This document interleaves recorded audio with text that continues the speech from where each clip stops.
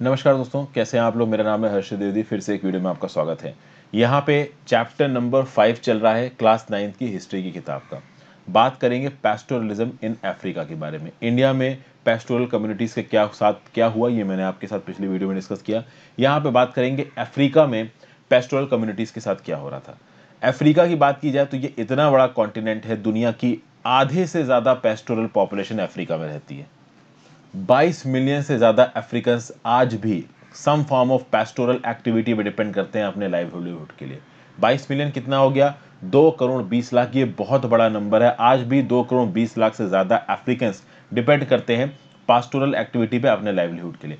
इसमें बहुत सी कम्युनिटीज़ हैं, जैसे कि बेदुइन्स, बर्बर्स, मसई, सोमाली, बोरान, तुर्काना। ये ज़्यादातर सेमी एरिड ग्रासलैंड्स में रहते हैं या एरिड डिजर्ट्स में रहते हैं। ये ऐसे इलाके में रहते हैं जहाँ पे पानी की अवेलेबिलिटी इतनी है नहीं। ठीक है भाई। अफ्रीका एक ऐसा कॉन्टिनेंट है जो बहुत ज़्यादा ड्रॉट वाला कॉन्टिनेंट है। वहाँ पे पानी की अवेलेबिलिटी वैसे भी कम है। उसके बाद बात करिए जिन जगहों पे ये पैस्टोरल कम्युनिटीज़ रहती हैं अफ्रीका की, वहाँ पे रेन फेड एग्रीकल्चर कर पाना मुश्किल है, चूंकि बारिश वहाँ होती ही नहीं है। तो ऑब्वियस सी बात है, आपको कैटल्स, कैमल्स, गोट, शीप, डंकीज को रियर करके, उनको पाल के, उनके मिल्क, मीट, एनिमल स्किन और वूल को बेच के ही आप पैसा कमा सकते हो। कुछ लोग इन सब चीज़ों के ट्रेड और ट्रांसपोर्ट से पैसा कमाते हैं। पेस्टोरल एक्टिविटी को एग्रीकल्चर के साथ भी कुछ जगहों पे मैचअप किया गया है, कंबाइन किया गया है, जहां जहां पे सफिशिएंट अमाउंट ऑफ पानी की अवेलेबिलिटी है। ऐसा नहीं है कि हर जगह पे पानी की अवेलेबिलिटी नहीं है। रेनफॉल नहीं है तो क्या हुआ, बाकी सोर्सेज हैं पानी की, तालाब हैं, रिवर हैं। और कुछ लोग अफ्रीका में कुछ छोटे मोटे और जॉब्स करते हैं ताकि अपनी छोटी मोटी कमाई को पैस्टोरलिज्म के साथ साथ किसी और सोर्स ऑफ इनकम से कमा सकें। अब अगर आप बात करो इंडिया के पैस्टोरलिस्ट की, अफ्रीकन पैस्टोरलिस्ट की, कॉलोनियल रूल के दौरान मैं आपको बता दूं, इंडिया के साथ साथ अफ्रीका का भी बहुत मेजर पार्ट कॉलोनियल पावर्स जैसे कि जर्मन, फ्रांस और यूके के अंदर था। तो इंडिया में जैसे पैस्टोरलिस्ट की हालत खराब थी, वैसे ही अफ्रीका के पैस्टोरलिस्ट की हालत खराब की इन कॉलोनियल एम्पायर के लोगों ने। तो कोलन टाइम टाइम पीरियड्स में जब वहां पे अंग्रेजी सरकार और कॉलोनियल पावर जैसे कि जर्मन्स वगैरह राज करते थे, तब भी उनकी हालत खराब थी। और जब इनका राज खत्म हो गया पोस्ट कॉलोनियल पीरियड में भी इन कम्युनिटीज की हालत खराब रही है। ये जो लैंडस्केप आपको देखने को मिल रहा है, ये लैंडस्केप बहुत ही ब्यूटीफुल लैंडस्केप है दोस्तों। बैकग्राउंड में आपको माउंट किलिमंजारो नजर आ रहा है और यहाँ पे आपको देखने को क्या मिल रहा है भाई, ग्रेजिंग लैंड्स देखने को मिल रहा है। एक बात ध्यान दीजिएगा, इन ग्रेजिंग लैंड्स में कहीं पे भी आपको एग्रीकल्चर नहीं दिख रहा, मतलब व्हीट, राइस, इन सब के प्लांटेशंस नहीं दिख रहे। ये बस ग्रेजिंग लैंड्स हैं। क्योंकि मसई लोगों का ये मानना था कि भाई अगर जमीन पे हम लोग राइस, पोटैटो, कैबेज जैसी चीजों को उगाएंगे तो कहीं ना कहीं वो जो जमीन है वो ग्रेजिंग के लिए परफेक्ट नहीं रहेगी। और मसई के लोग जमीन को ग्रेजिंग के लिए परफेक्ट रखना चाहते थे। बट ये बहुत लंबे समय तक हो नहीं पाया। जब कॉलोनियल पावर्स घुसेंगी ना इन इलाकों में, और इवन कॉलोनियल पावर्स के जाने के बाद भी ये जो ट्रेडिशनल ग्रेजिंग कम्युनिटीज थी, मसई जैसी कम्युनिटीज थी जो कि इन इलाकों में बहुत लंबे समय के लिए रहती थी, इनका एक्सेस चला गया इन इलाकों के पास से। आज भी ग्रेजिंग के लिए जो पास्चर अवेलेबिलिटी अफ्रीका में वो बहुत कम है। और ये ट्रेंड शुरुआत कब से हो गई थी? ये ट्रेंड अंग्रेजों के समय से शुरू हो गया था। ये कुछ मैस्टोरल कमिटीज के नाम लिखे हुए हैं: बेदुइन्स, बर्बर्स, तुआरेग, मूर्स, कबाबिश, बेजा, दनंकिल, सोमाली। यहाँ पे नक्शा थोड़ा गलत है।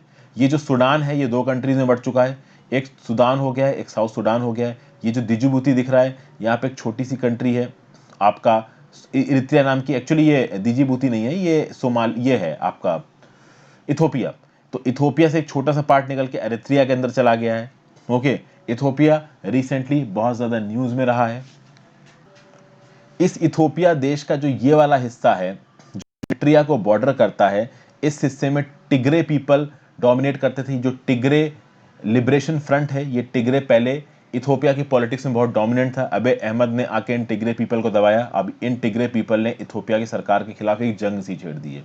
इसको मैंने अलग से एक वीडियो में समझा रखा था। आप इथोपिया टेंशंस मेरे नाम के साथ यूट्यूब में सर्च मारिए, आपको वीडियो मिल जाएगी। What is happening in Ethiopia, अबे अहमद का क्या रोल है, टीपीएलएफ का क्या रोल है, एथनो फेडरलिज्म, हिस्ट्री क्या है अलग अलग रेसेस की इथोपिया में, ये सब मैंने आपको बता दिया था। ये इथियोपियंस में लड़ाई क्यों हो रही थी वो सब चीज़ें मैंने बता दी थी। क्योंकि करंट की चीज़ है तो आपको पता होना चाहिए। यहाँ पे साउथ अफ्रीका में आपको हेरेरो, तसवाना, जुलू, नामा नाम की वो मिल रही हैं। ये केनिया नज़र आ रहा है और ये तंजानिया नज़र आ रहा है। अगर आप यहाँ पे देखिए केनिया और तंजानिया को, तो आपको इधर केनिया दिख रहा है, इधर तंजानिया दिख रहा है।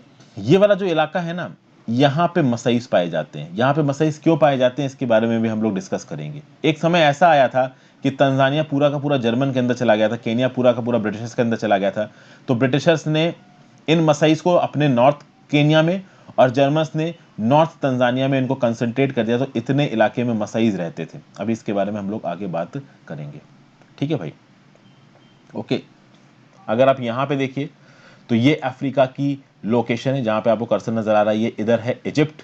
इजिप्ट में कौन कौन सी कम्युनिटीज पाई जाती हैं? तो यहाँ पे देखिए जो बैदिन कम्युनिटी है ये भाई इजिप्ट में पाई जाती है, जो कि नक्शे में आपको इस जगह पे नजर आ रही है, ठीक है। यहाँ पे इजिप्ट है, इसके बगल में लिबिया है, यहाँ पे अल्जीरिया, नीचे सूडान, साउथ सूडान, इथोपिया, ऊपर इरिट्रिया, सोमालिया, नीचे केनिया, तंजानिया, ये सब मैं आपको बता चुका हूँ। आगे चलते हैं।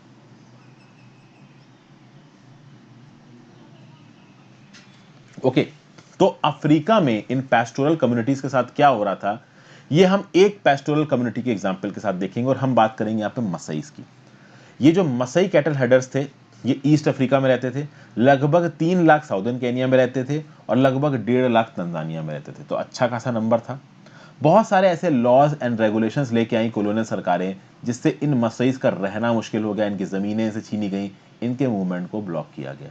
ड्रॉट के समय पे इनकी हालात ज़्यादा खराब हो गए, इनकी सोशल रिलेशनशिप्स तक इफेक्ट हो गई। यहाँ पे तंगनायका नाम की एक जगह है दोस्तों, ये याद रखिएगा। ओके, देखिए Britain occupied what had been German East Africa during the First World War in 1999। Tanganyika came under British control. It attained independence in 1961 and united with Zanzibar to form Tanzania. Zanzibar और तंगनायका मिलके Tanzania बन गए। Tanzania की location यहाँ है, ये पूरा का पूरा तंजानिया है, ठीक है भाई। तंजानिया के साथ बाउंड्री कौन कौन से देश बना रहे हैं? तो नॉर्थ की तरफ केनिया बना रहा है, ऊपर से नॉर्थ या फिर आप कह लीजिए नॉर्थ वेस्ट में युगांडा बना रहा है। ईस्ट पे आपका क्या पड़ रहा है? इंडियन ओशन है, यहाँ पे आपको जंजीबार भी नजर आ जाएगा। वेस्ट पे आपको डेमोक्रेटिक रिपब्लिक ऑफ कॉन्गो दिख रहा है, एक कंट्री दिख रही है बुरुंडी नाम की। नीचे की तरफ आ जाइए तो आपको जाम्बिया दिख रहा है, मलावी दिख रहा है और मोजाम्बिक दिख रहा है। यहाँ पे किगाली नाम का शहर है, किगाली एग्रीमेंट सुना है ना, उसका एग्रीमेंट यहीं पे साइन हुआ था, ठीक है। अब बात करते हैं where have the grazing lands gone. Maasais की सबसे बड़ी प्रॉब्लम यह रही कि इनके पास जो ग्रेजिंग लैंड्स रहे हैं ना वो समय समय पे इनके पास से जाते रहे।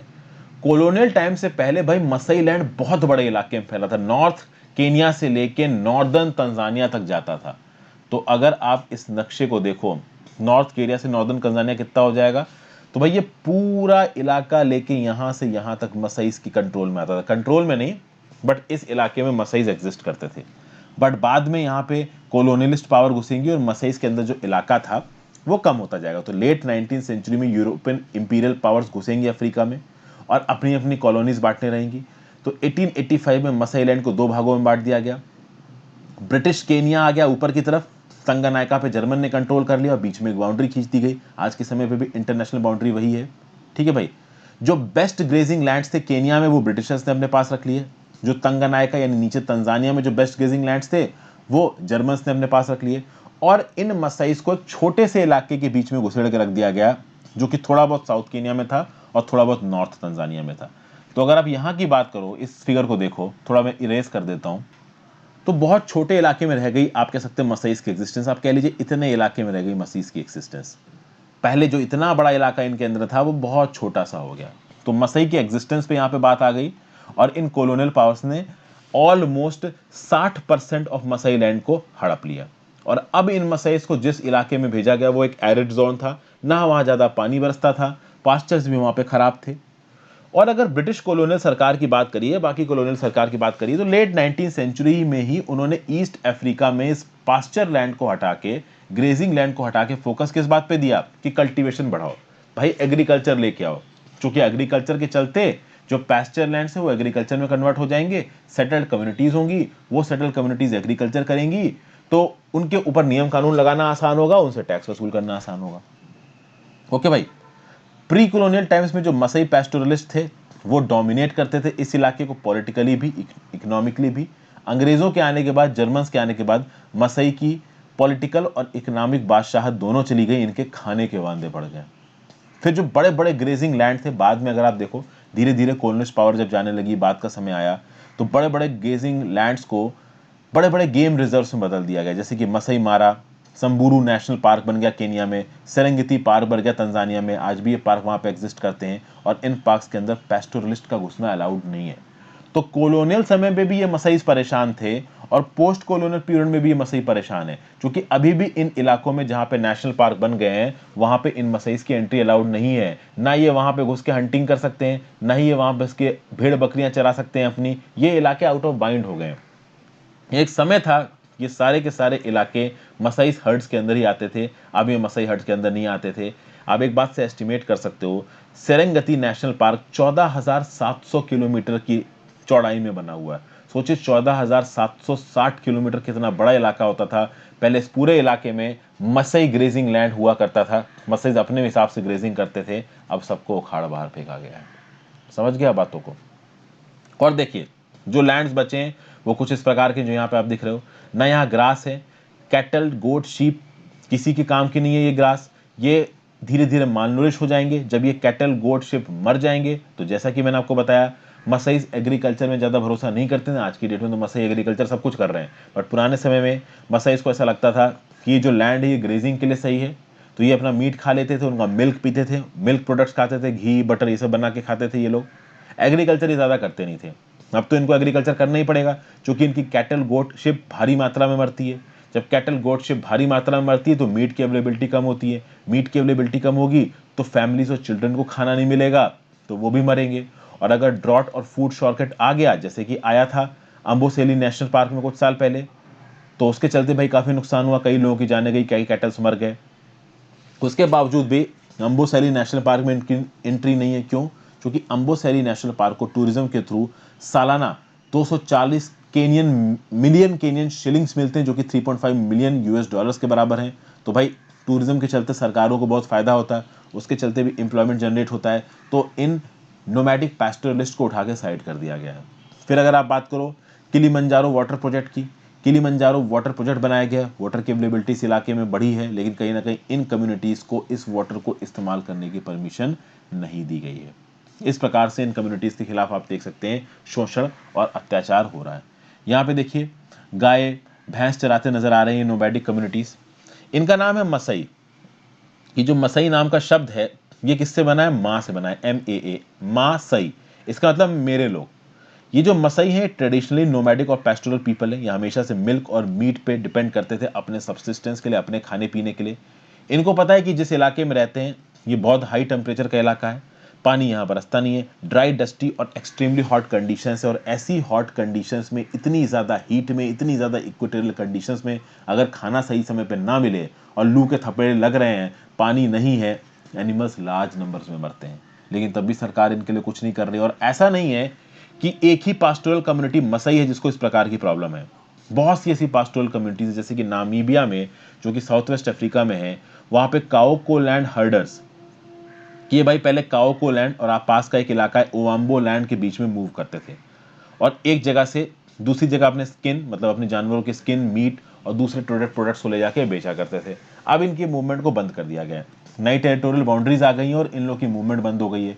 तो ये नोमैडिक कैटल हर्डर्स बोलते हैं कि आपकी पॉलिटिक्स से हमें क्या लेना देना है। अरे भाई पहले तो हम ओवाम्बो लैंड में जाते थे, ओवाम्बो लैंड हमारा था, हम अपनी मर्जी से वहाँ पे जाते थे, अपनी मर्जी से वहाँ पे रह के काम करते थे। अब आपने वहाँ की एंट्री हमारे लिए बंद करवा दिया है। हम रोते रहते हैं, बिन मर्जी उठा के हमें जेल में डाल दिया जाता है। हमें समझ में ही नहीं आता कि हमें जेल में क्यों डाला गया है। हमारी कैटल को, शीप्स को, गोट्स को हमसे छीन लिया जाता है, बॉर्डर्स को हमारे लिए क्लोज करके रखा गया है, हमारा जीना मुश्किल हो गया है। आप हमारे साथ ऐसा क्यों कर रहे हैं?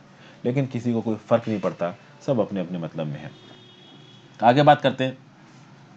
कॉलोनियल अफ्रीका में जिस समय पे अंग्रेजों और जर्मन का राज था, यहाँ पे पुलिस को साफ इंस्ट्रक्शंस थे कि वो इलाके जिनको रिजर्व करके रखा गया है अंग्रेजों के लिए, उन इलाकों में पैस्टोरलिस्ट की एंट्री बिल्कुल बैन है। पैस्टोरलिस्ट को बिल्कुल रोक दिया जाए उन इलाकों में घुसने से। एक ऐसा इंस्ट्रक्शन दिया जा रहा है यहाँ पे मैजिस्ट्रेट के द्वारा, पुलिस को रिस्ट्रिक्ट कर रहा है किसके? Movement of the pastoralist of Kaokoland in Namibia. तो नामीबिया में अंग्रेजों का राज था और एक ब्रिटिशर मैजिस्ट्रेट पुलिस से क्या बोल रहा है कि passes to enter the territory should not be given to these natives unless exceptional circumstances necessitate their entry। किसी भी हाल में इन इलाकों में जहां पे हम लोग रहते हैं, अंग्रेज रहते हैं, इन इलाकों में एंट्री नहीं होनी चाहिए इन नेटिव्स की। इनको बाहर ही रखिए अनटिल अनलेस कोई बहुत ज़रूरी काम है, हमने ना बुलाया हो या इनकी डेली वेज की सर्विसेज की इंपॉर्टेंस हो, तब तक इनको इन इलाकों में एंट्री मत करने दो। नंबर ऑफ नेटिव्स जो इस टेरिटरी में घुसते हैं उनको रिस्ट्रिक्ट करो, उनके ऊपर चेक रखो, उनको पासेस इशू करो। बेसिकली नॉर्मल सर्कमस्टांसेस में तो पासेस इशू मत करो। पासेस कब इशू किए जाते थे? अगर किसी के घर में कुछ काम है तो किसी को बुला लिया डेली मर्रा पे काम करवाने के लिए, कहीं पेड़ कटवाने हैं, कुछ मेंटेनेंस करवानी है, तो इस तरीके की चीज़ों के लिए इनको बुलाया जाता था, नहीं तो इनकी मूवमेंट को ही ब्लॉक करके रखा गया था। तो भाई फाइनेस्ट ग्रेजिंग लैंड्स इन मसई लोगों के छीन लिए गए, इनके वाटर सोर्सेज को छीन लिया गया। मसईस को बहुत छोटे इलाके में कन्फाइन होना पड़ा और उन छोटे इलाके में अवेलेबिलिटी ऑफ लैंड भी कम था, पानी की अवेलेबिलिटी भी कम थी। और एक छोटे से इलाके में जब वो लगातार ग्रेजिंग करते थे तो वो इंटेंसिव ग्रेजिंग हो जाती थी, वो सस्टेनेबल ग्रेजिंग नहीं होती थी, जिसके चलते over the period of time वो जो पास्चर था वो बर्बाद हो जाता था, खराब हो जाता था, अनसस्टेनेबल हो जाता था। ये केवल अफ्रीका में ही नहीं, इंडिया में भी हो रहा था और देश के और भागों में भी हो रहा था। फॉडर कम होने लगा कैटल का, कैटल मरने लगे, तो ह्यूमंस को न्यूट्रिशन नहीं मिला, ह्यूमंस को भी बहुत सफरेंस हुई। तो इस प्रकार के हालात खराब थे उस टाइम पे। अगली वीडियो में हम लोग इस चैप्टर को खत्म कर देंगे। Thank you for watching this video friends. Video को लाइक और शेयर किए बिना मत जाइएगा। Good bye.